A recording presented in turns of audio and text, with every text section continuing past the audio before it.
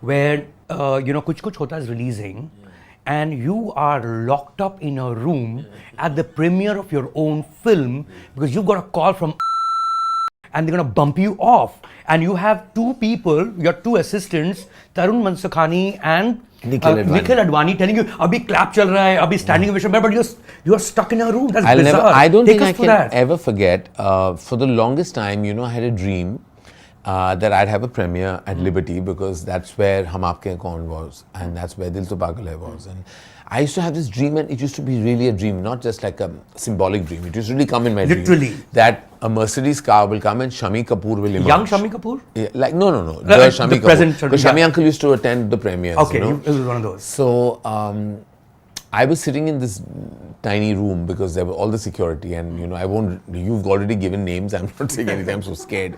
I'm like, there was this threat coming in, and we were releasing and they asked you not to release the film. They asked, for whatever reason, we didn't want us to release, and the authorities said, please go ahead and release it. Shah Rukh knew about this dream I had. So when Shami uncle came out of his Mercedes car, Shah Rukh went inside, brought me out, and made me stand right in front of him.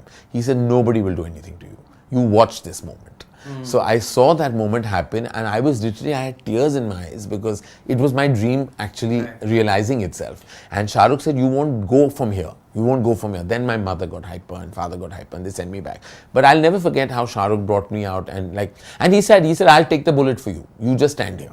And I was like, that's when I realized that this is a relationship that is forever. After that party, after the premiere, I didn't see the film with the audience at all. I was rushed into another room. We were having a party at a restaurant called Khyber. There they said, we have a list, but there are 6 uninvited people who have entered now. Oh, it could have been just 6 right. gate crashers, but usual security. Crashers, yeah. That night, my father said, we are leaving the country.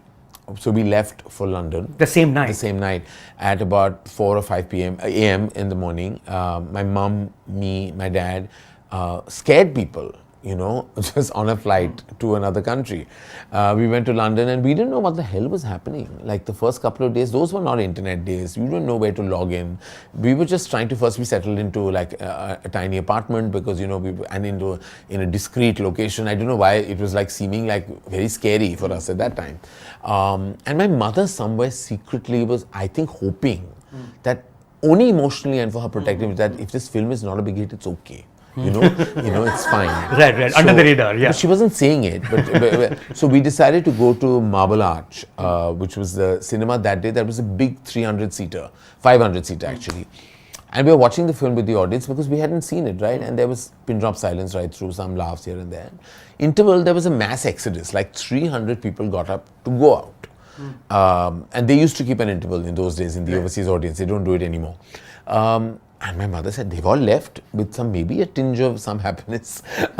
So my father said, no, it's not possible. He walked outside, and there was a huge line of a lot of the ladies were standing outside, to get into the washroom. And he said, why is there such a crowd? They said, can't you see our mascara is off? We've been crying so much.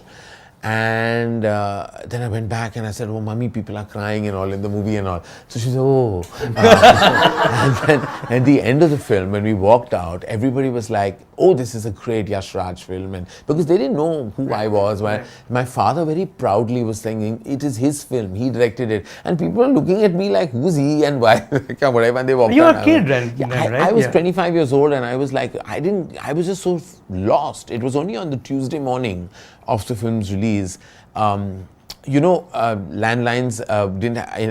in our, we didn't have a mobile that time. Landlines in the apartment weren't allowed international calls, so I had to go into the red booth, and I took a couple of coins with me, and I had to call Adi to find out, because Adi's Yash Raj was distributing the film. And he's saying, I've been trying to call you. So I was like, yeah, I'm really nervous to ask what's happening, how's it doing? I haven't heard anything. So he's like, where are you? So I said, I'm talking to you from a phone booth. He said, what's the most expensive thing you want to buy? So I'm like, what do you mean? So I said, well, what do you mean? He said, well, what's the most expensive thing you want to buy? I said, I want to move to a bigger house with mom and dad. So he says, you know what, come back to Bombay and buy the biggest house, because your movie's a blockbuster. Crazy. And I was like, and I was staring at that phone, and I was like, And I'm a little bit of an emotional maniac, and I was weeping. He's saying, "You stop crying, it's great news. Your film is like here, there, everywhere, every territory, blah, blah, blah."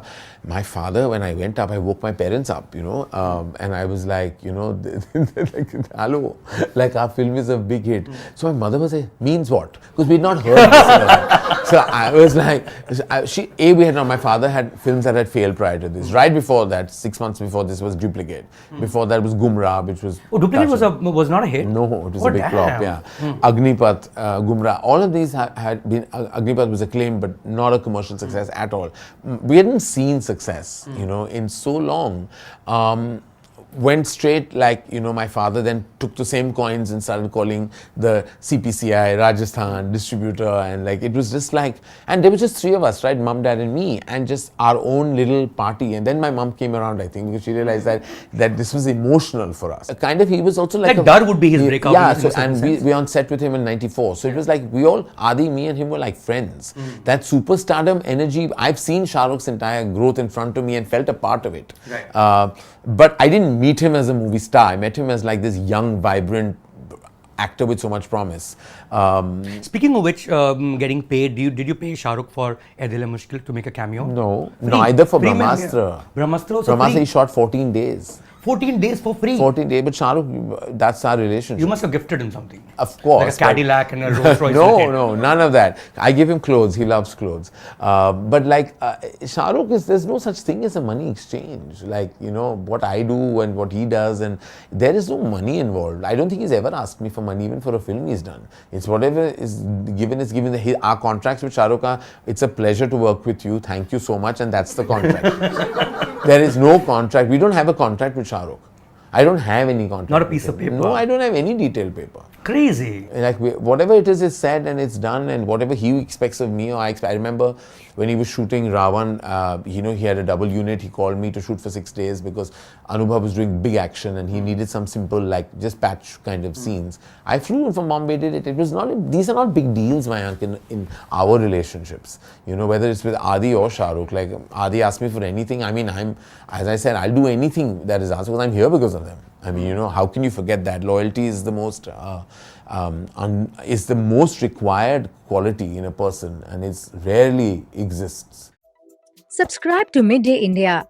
Get direct notifications on all our videos by clicking on the bell icon.